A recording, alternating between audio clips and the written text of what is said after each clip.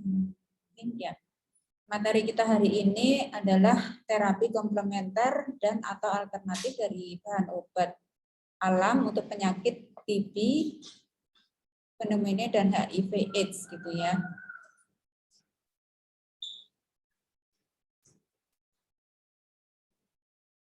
Ya.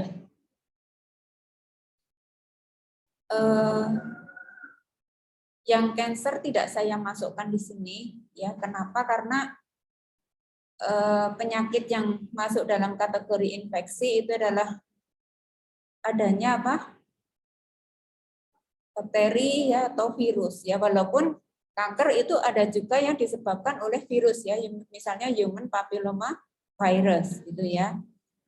Nah, ini sebenarnya sudah kalian pelajari dengan siapa Bu Ayu atau Bu Dina ya, dengan Bu Ayu ya kemarin ya. Jadi TB siapakah penyebabnya, pneumonia siapakah penyebabnya, AIDS itu penyebabnya apa ya. Nah, kalau yang saya sampaikan ini yang secara umum ya. Walaupun saat saya kemarin kena COVID dan sedang ramai ya COVID-19 itu ya, yang menyebabkan pneumonia ya, saya akhirnya membaca bahwa pneumonia itu bisa saja disebabkan oleh virus gitu. Tidak hanya oleh bakteri. Ya nanti kalian bisa baca ya kenapa virus bisa menyebabkan pneumonia. Karena prinsip pneumonia yaitu adalah radang paru-paru berat ya yang terletak pada pleura gitu ya. Jadi paru-paru itu kan ada 2 lapis kan gitu ya, sudah dijelaskan dengan Bu Ayu, di mana lapisan tersebut ketika ada infeksi akan ada penumpukan cairan gitu ya. Nah, cairan yang ada di dalam pleura tadi antara 2 lapis itu akan menyebabkan kesulitan pernafasan. Ya. Nah, itulah pneumonia ya yang selama ini ditakutin ya oleh penderita COVID-19 ya, walaupun sebenarnya yang didiskusikan selama ini adalah adanya badai sitokin kan gitu ya.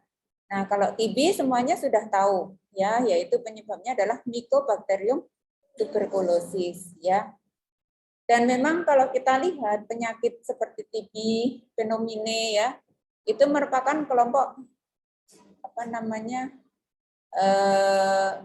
bakteri gram negatif ya, yang memang dalam tanda kutip bersifat apa ya anaerob gitu ya, tanpa adanya oksigen dia masih bisa hidup. Nah, biasanya di tempat yang basah dan pertumbuhannya lambat, tetapi menyebabkan penyakit yang cukup signifikan ya, mengerikannya ya.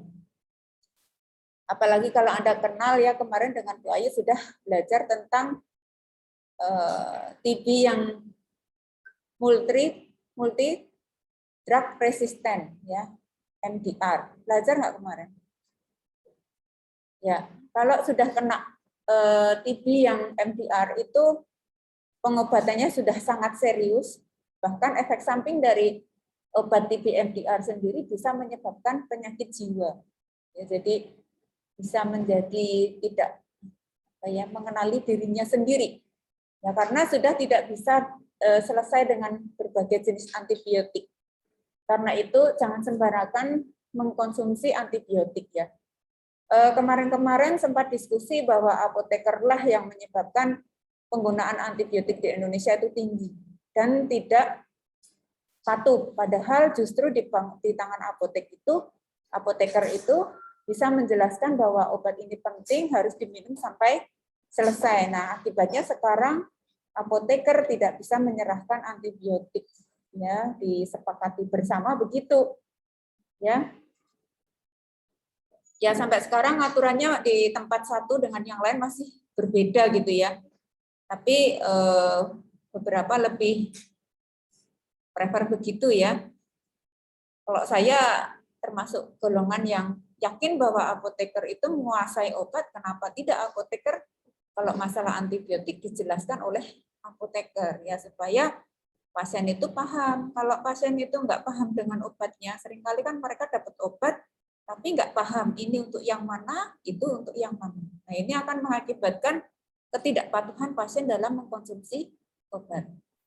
Ya, jadi kadang gitu ya, ketika saya praktek di apotek kemarin tidak kemudian pasien itu datang ingin mendapatkan obat, justru hanya bertanya tentang obat yang dia peroleh. Saya dapat 17 item obat. Saya bingung cara minumnya karena penyakitnya komplikasi-komplikasi. Akhirnya setelah saya telusuri, ini untuk yang mana, ini untuk yang mana, cara minumnya bagaimana, mungkin sudah dijelaskan oleh apoteker sebenarnya. Tetapi namanya orang kan lupa kan mungkin ya. Namanya 17 ya, sulit gitu ya. Banyak sekali gitu ya. Saya nggak tahu apakah itu artinya dia berjalan dari satu dokter dengan dokter yang lain digabung, tapi saya yakin tidak karena dia mendapatkan dari satu sumber ya kan. Yang saya kemarin sakit juga minumnya 13 obat gitu ya. Jadi ya kalau dia minum 17 ya nggak apa-apa gitu ya. Memang begitu. Saya bukan penyakit komplikasi tapi obatnya kadang segitu gitu ya. Yang sebulan sekali itu bisa 13 obat ya. Nah itu kalau saya karena apoteker tahu caranya, tapi kalau pasien mana yang diminum sebelum, mana yang sesudah, kalau nggak dilabeli nggak ingat gitu ya. Terus kemudian AIDS. AIDS itu adalah Human Immunodeficiency Virus. Ya, jadi penyakit ini termasuk yang spesifik ya, kemarin sudah diajarkan sama Bu Ayu gitu ya. Saya kira tidak terlalu banyak menjelaskan dan adanya virus ini ada beberapa yang tidak langsung memunculkan AIDS-nya gitu ya, tapi sudah terinfeksi HIV. Ya, nah ini yang diserang itu adalah sistem imun ya, jadi menyebabkan sistem imunnya defisien atau lemah gitu. Ya. Akibatnya apa? Akibat yang kita lihat adalah orang yang kena HIV dan sudah sampai AIDS itu dia gampang sakit, lemah gitu ya. Kenalan dengan orang sakit flu, dia flu. Kenal dengan orang gatelan, ikut gatelan gitu ya. Jadi karena tidak punya sistem imun yang cukup. Ya. Nah, kalau kita nggak punya sistem imun yang cukup ya bisa jadi dia akan mengalami komplikasi-komplikasi gitu kan.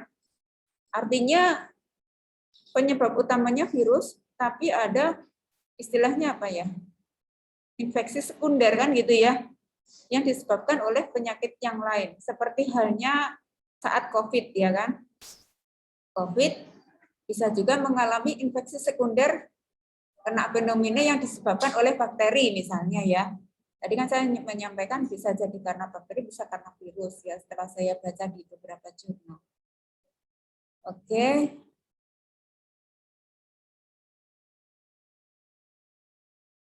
Nah, kalau kita bicara tentang konvensional drug ya seperti ini. Kemarin sudah dengar Bu Ayu gitu ya. Nah, sekarang kalau kita bicara herbal ya adalah herbal untuk meningkatkan sistem imun. Ya, jadi ketiga penyakit tadi, baik TB maupun pneumonia atau HIV, itu membutuhkan herbal untuk meningkatkan sistem imun. Seringkali di masyarakat itu salah ya, memaknai vitamin itu adalah meningkatkan sistem imun atau imunostimulan. Ya, saya sampaikan bahwa vitamin itu sendiri, imunostimulan itu sendiri karena memang titik tangkap kerjanya itu adalah lain. Kalau vitamin kerjanya misalnya untuk vitamin B dia lebih ke syaraf, untuk kofaktor gitu ya, meningkatkan apa ya, kemampuan sel untuk menyerap energi gitu ya. Tetapi kalau sistem imun ya, itu memang herbal itu mampu meningkatkan sistem imun. Kalian sudah belajar imunologi kan ya? Sudah ya? Ada yang sudah, ada yang belum. Sudah ya? Ada yang sudah, setengah belum gitu ya. Yang mungkin memang perlu dibaca lagi ya. Saya tuh sampai sekarang bahkan kemarin pas pegang apotek itu, yang namanya buku medicinal advance itu saya baca. Terus saya punya buku ya farmakoterapi itu saya baca, walaupun saya orang bahan alam ya. Tapi kalau sudah di apotek itu merocos ngobrol sama pasien, bukan ngobrol yang macam-macam, tapi lebih ke apa ya, mengedukasi untuk penyadaran dia minum obat. Jauh-jauh pasien gitu ya, suami, anak kalau kita nggak ngomong aja obat nggak diminum, apalagi pasien jauh dari kita nggak bisa mantau. Masa kita dikit-dikit, udah minum belum pagi ini gitu kan? Nggak mungkin kan ya, kayak apanya aja gitu ya. Nanti kalau yang sakit itu laki-laki, kita dikiranya siapa gitu kan ya. Apoteker kok terbang, padahal yang digituin semua gitu ya. Cuman ini ada yang GR, ada yang cemburu gitu ya. Repot nanti sehari 3 kali gitu. Minum obat bareng dengan apoteker dikit-dikit ngingetin kan repot gitu ya. Tapi kalau sudah diedukasi di awal dengan sebuah konsep kesadaran, maka pasien akan mengkonsumsi obat dengan baik. Nah itu pemahaman itu harus ditingkatkan.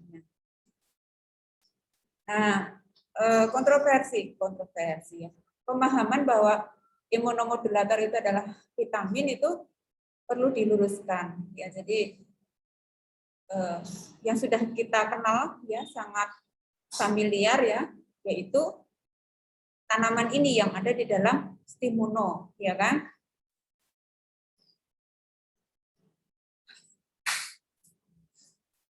Ya. Di sini disampaikan bahwa ekstrak air dari Phyllanthus neruri ya, itu yang memberikan efek yang signifikan untuk penghambatan HIV 1 reverse transkriptase ya. Bahkan di sini dalam bentuk ramuan gitu ya. Kalau ramuan itu berarti dia tidak sendirian ya dengan herbal yang lain gitu ya. Ini menunjukkan pasien bisa meningkatkan jumlah CD4 ya. Nah, berdasarkan apa namanya catatan yang ada di dalam apa namanya, saya biasanya mengumpulkan dari buku acuan sediaan herbal ya kan, kemudian ramuan obat tradisional gitu ya. Itu semuanya buku-buku dari Dekes ya. Itu saya kombinasi dengan hasil penelitiannya mahasiswa kita ya, Mbak Nola ya. Yang di dalam penelitian ini melakukan penelitian di daerah Batu Raden, yaitu tentang imunostimulan ya. Di dalam penelitian ini terdapat 24 jenis tumbuhan yang disampaikan oleh masyarakat ya, di mana terdapat 10 tumbuhan obat yang paling banyak digunakan sebagai imunostimulan, yaitu temulawak, jahe, kunyit, kencur, lempuyang, ketumpang, pegangan, serai, jeruk bayi, dan sambiloto. Ya. Yang penelitian ini dikonfirmasi juga di dalam laporan-laporan penelitian by search literatur. Ya. Kalau kita baca sepintas itu ya sangat familiar bagi kita, memang dia sebagai imunomodulator kan ya. Pas COVID kemarin itu sangat terkenal itu ya. Bahkan ada buku buku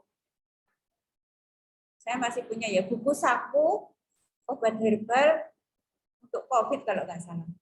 Ya, saya ada bukunya, nanti kalau perlu ya saya upload kalau nggak banyak, kalau nggak besar ya.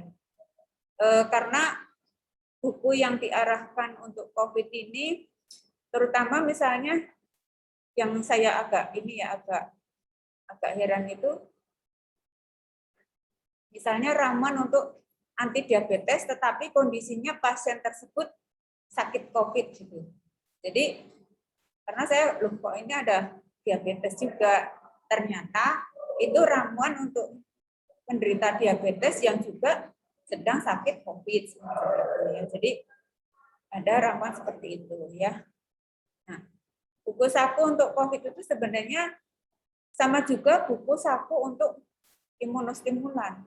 Karena prinsip pada saat sakit COVID itu yang dituju atau yang bisa mengatasi itu adalah kemampuan tubuhnya untuk melawan virus, ya, dengan terapi air putih yang banyak, dengan olah pernafasan, kemudian apa namanya yang non farmakologi ya, berjemur semacam itu ya.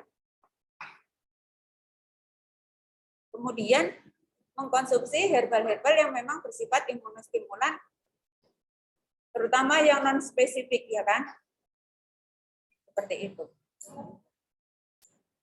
Kalian mungkin sudah sering ikut apa namanya, ikut seminar ya.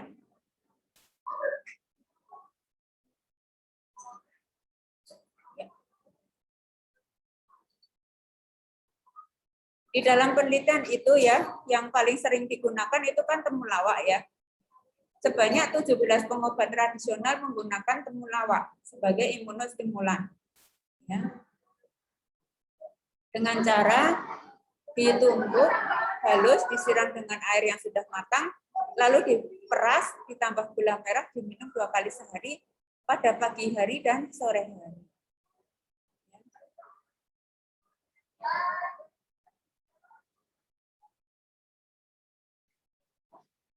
Nah, ini hasil penelitiannya ya, pada ikan. Yang kedua, jahe. Jahe diparut, dimasak dengan 2 gelas air hingga menjadi 1 gelas, disaring, diambil airnya. Ya, ditambah dengan madu maupun gula merah ya. Dalam penyampaian apa namanya webinar Bu Dr. Ingrid itu, jahe yang digunakan adalah jahe varietas yang merah atau varietas rubrum ya.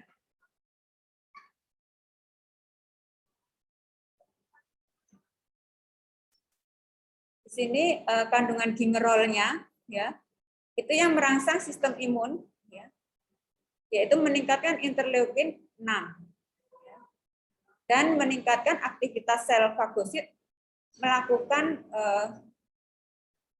fagositosis terhadap partikel asing ya, yang patogen yang menyerang tubuh. Sel fagosit akan melepaskan sitokin yang selanjutnya akan merangsang produksi sel leukosit yang baru. Tetapi untuk jahe ini pertanyaannya, apakah bisa menyebabkan badai sitokin kan gitu ya? Karena pada sensitif loh kemarin tuh yang pakai imunomodulator, jangan-jangan juga mengakibatkan badai sitokin ya. Jadi dari hasil saya membaca beberapa jurnal, badai sitokin itu terjadi karena apa? Ada yang tahu? Karena ada keinginan merangsang adanya sitokin baru supaya apa namanya muncul informasi bahwa terjadinya apa inflamasi kan gitu ya. Tetapi umumnya dari herbal itu selain dia meningkatkan sistem imun, herbal itu juga memberikan efek antiinflamasi juga. Jadi bisa menekan terjadinya peradangan juga. Ya, jadi menariknya di situ. Kalau terjadi infeksi dan tidak ada senyawa atau mungkin ya senyawa lah ya yang bisa menekan inflamasi, maka memang setelah adanya infeksi ya, selain memancing respon imun juga akan memancing apa? Mediator inflamasi. Gitu ya. Nah, salah satunya adalah sitokin ini. Ya, sitokin ini diproduksi ya. Sitokin ini salah satu yang menyebabkan inflamasi ya, memberikan respon supaya apa? Sel leukosit itu terproduksi kan gitu ya. Jadi kalau misalnya suatu herbal dia bersifat imunomodulator, ya, meningkatkan apa ya fagositosis dari makrofag ya dan kawan-kawan imunostimulan ya yang asli dari tubuh ya. Di sisi lain dari herbal tersebut juga menekan reaksi inflamasi gitu ya.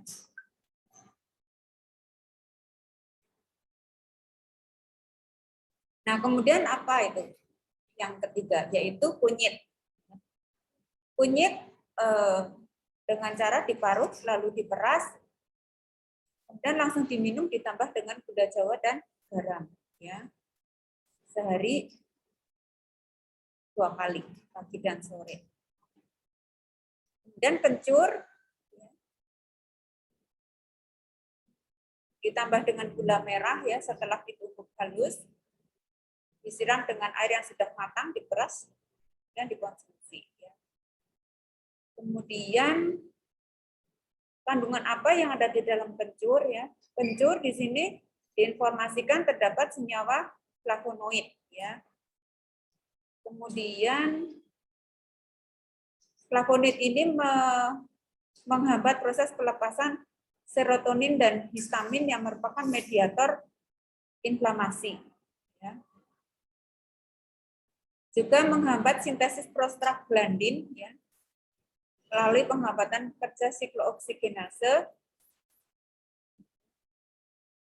Kemudian dari sifatnya tadi yang bisa menekan agen-agen inflamasi, dia dikatakan mempunyai aktivitas imunostimulan. Ya. Kemudian ada lempuyang, Zingiber zerumbet. Ya. Di sini dengan cara direbus, ditambahkan dengan garam, ya. Dimasak, dijadikan 1 gelas dari 3 gelas air. Kandungannya adalah alkaloid, flavonoid, karbohidrat ya. Dan dari penelitiannya memang dia aktif sebagai imunostimulan. Ini penelitiannya pada ikan. Kemudian ada ketumpang ya, atau Tridac procumbens. Caranya di sini dicuci bersih, ditumbuk, dicampur dengan tumbuhan lain. Nah, ini bentuknya adalah ramuan ya, dia kombinasi dengan jahe, temulawak dan kunyit ya. Kemudian tambahkan dengan air hangat, diperas, diberikan gula Jawa, gula ya, garam serta jeruk bayi, diminum.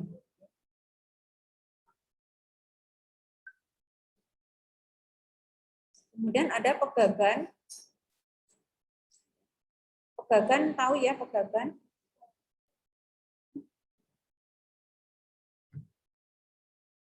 Nah, dia dari penelitiannya menunjukkan meningkatkan fagositosis terhadap Salmonella typhi yang menyebabkan tipes ya. Karena kandungan triterpenoid ya. Kandungan triterpenoidnya namanya Asiaticovida yang merupakan senyawa identitas ya. Kemudian ada saponin dan flavonoid ya. Meningkatkan aktivitas sel makrofag ya, sehingga meningkatkan fagositosis sel makrofag. Kemudian meningkatkan enzim-enzim yang berperan dalam fagositosis ya, sehingga kemampuan fagositosis meningkat. Nah, Anda tahu ya fagositosis, dari tadi saya cerita. Saya bayanginnya udah pada tahu ya. Ya, kemampuan memakan ya. Ini kan udah semester 5 ya. Dulu saya bimbing skripsi itu ya, imunomodulator ya, kemudian antivirus ya, sebelum saya S3 kalau nggak salah. Jadi dari hasil penelitian yang seperti ini dari batu raden itu, terus diusung tanamannya apa, terus diteliti gitu. Tapi kayaknya si penelitiannya Mbak Nola ini setelah itu kalau nggak salah. Yang sebelumnya itu saya penyakit pencernaan, kemudian dari penyakit pencernaan itu ada beberapa yang mekanismenya sebagai imunostimulan kan ya, saya teliti. Kalau yang ini memang belum, karena kemarin yang saya teliti untuk imunostimulan itu berdasarkan familinya ya, dari tanaman yang sudah ada. Yang sudah ada apa coba? Yang ada di pasaran. Stimulo ya, Phyllanthus neruri, familinya Euphorbiaceae. Ya. Saya akhirnya mencari tanaman-tanaman Euphorbiaceae yang kemungkinan punya aktivitas imunostimulan. Sehingga pada saat itu yang saya teliti adalah Fathian Cina. Fathian Cina itu kan Euphorbiaceae. Dan hasilnya sangat bagus yang Fathian Cina. Sampai sekarang belum saya tindak lanjuti. Padahal tanaman itu ada di sekitar kita ya, kayak sampah itu ada di tepi-tepi jalan gitu ya. Flavonoid totalnya bagus, imunostimulannya juga bagus, cuman belum sempat saya kembangkan lagi. Saya teliti juga antivirus kalau nggak salah Fathian Cina. Karena itu bagian dari tesis saya waktu S2. Waktu S2 saya lebih ke apa ya? Validasi metode analisis flavonoid total gitu ya dengan beberapa metode. Nah, kemudian yang lain itu apa ya? Ada 6 tanaman kalau nggak salah. Yang saya ingat sekali memang Fathian Cina, kemudian Kara, tahu Kara ya? Di sini malah nggak ada. Di slide saya Kara itu juga bagus imunostimulannya ya. Dan sangat potensial. Kemudian kalau yang antivirus itu sudah ada publikasinya, itu sirih merah ya, sirih merah itu juga saya teliti. Hanya masalahnya kalau dia serai sirih itu kan kandungannya minyak atsiri. Nah, itu kalau dikonsumsi kurang bagus ya kalau per oral. Minyak atsiri itu lebih tepatnya di luar gitu ya. Apalagi kalau mau dihirup ya konsentrasinya itu harus sesuai ya, sedikit tapi poten gitu ya. Harus diajarkan. Kemudian ini saya lanjutkan yaitu sereh ya. Ini juga punya aktivitas imunostimulan ya. Diminum 2 kali sehari, pagi dan sore hari ya. Hanya ini ada tadi minyak atsiri ya di sereh ya.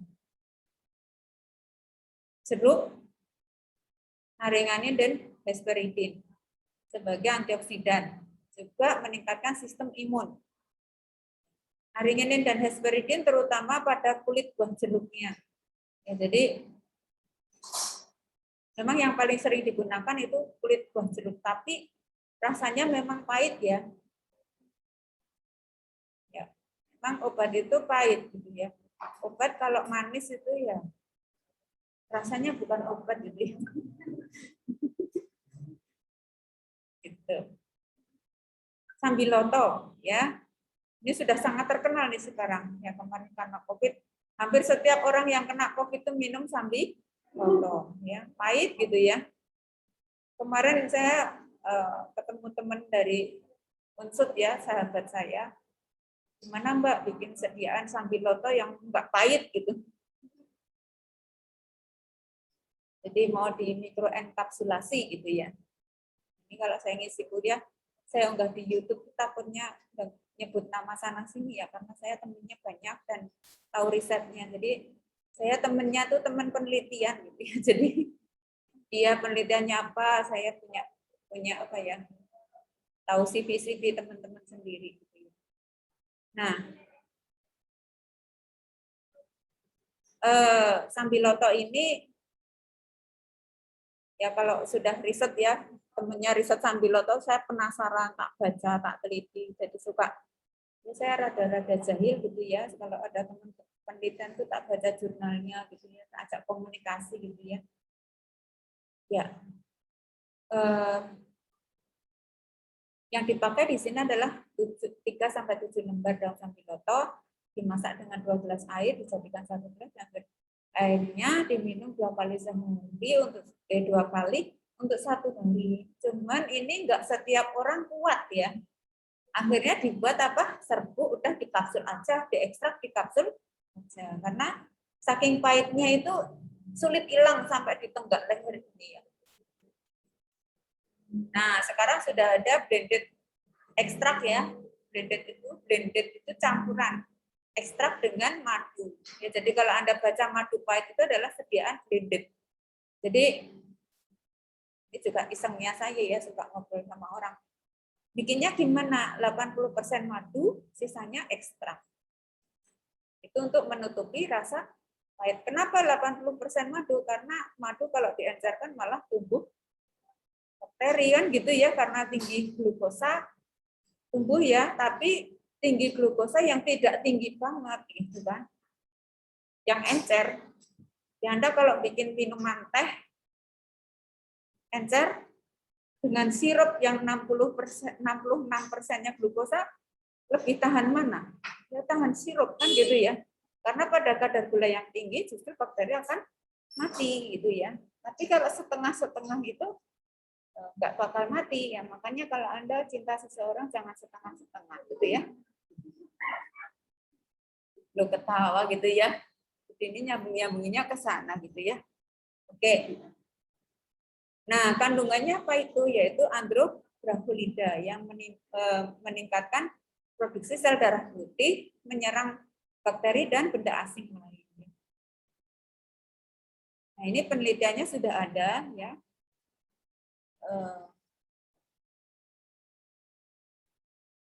Yang menunjukkan bahwa andrografolida di dalam sambiloto itu mempunyai aktivitas imunostimulan. Ini produk-produknya ya. Ini baca sendiri aja deh.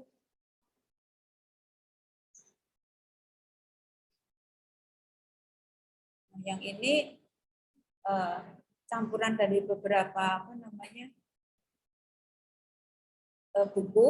Saya jadikan satu sampai halamannya itu 69 ya. Nanti tadi sariannya sudah di depan.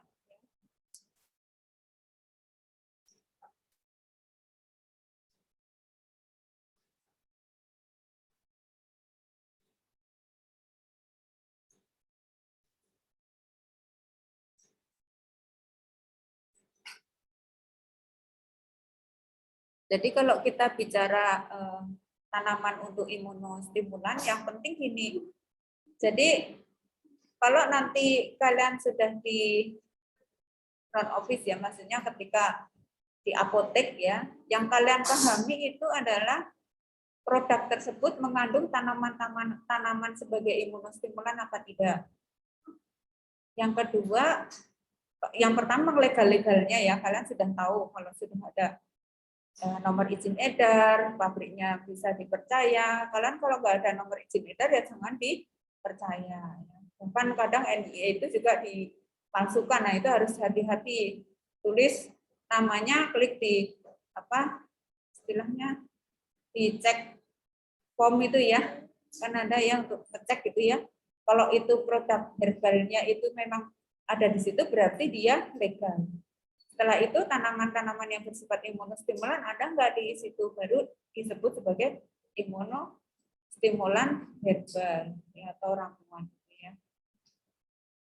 Seperti itu. Banyak banget.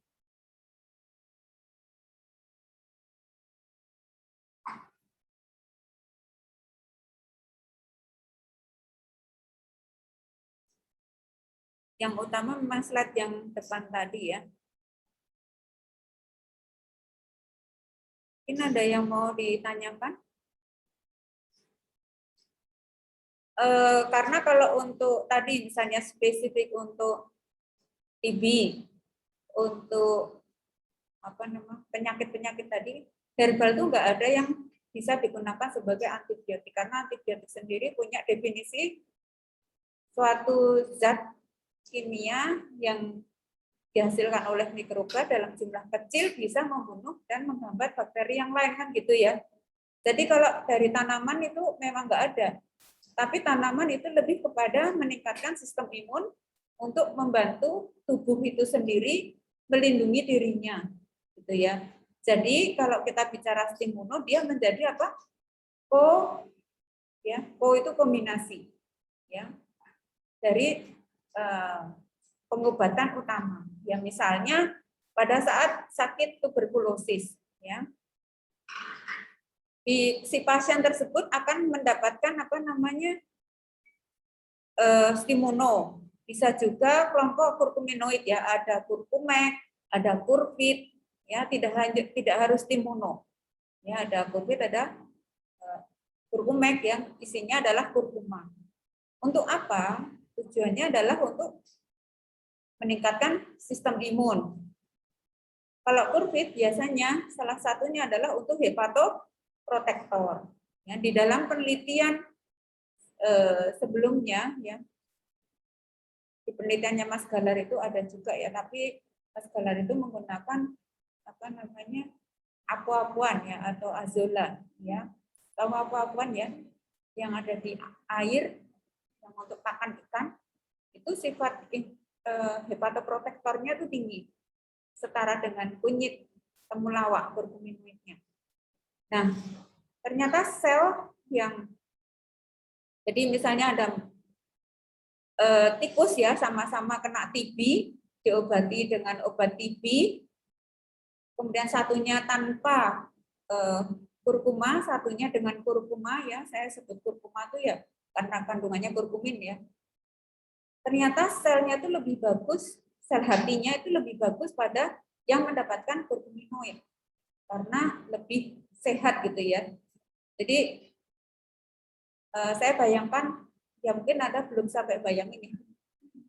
Kalau ada pasien suruh minum obat sampai 6 bulan terus aja, apa yang terjadi? Ada side effect yang akan muncul pada organ lain. Yang diobati sembuh, yang disakiti lebih sakit. Efek sampingnya akan menjadi sakit. Tapi kalau menggunakan herbal tadi untuk mengatasi sakit yang akan ditimbulkan karena obat utama, maka itu adalah sesuatu yang bagus kan gitu ya. Akhirnya hati yang harusnya sakit karena efek samping dari obat TB itu menjadi tidak sakit ya. Karena kalau hati sakit ya, bukan hati sakitin orang ya, dia kan toleransinya sangat tinggi ya, bisa meninggal. Karena kalau hati sudah rusak, perombakan sel itu menjadi kurang maksimal.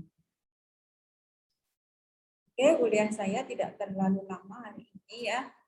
Apa yang saya sampaikan sebenarnya akan lebih banyak didiskusikan saat PBL besok ya.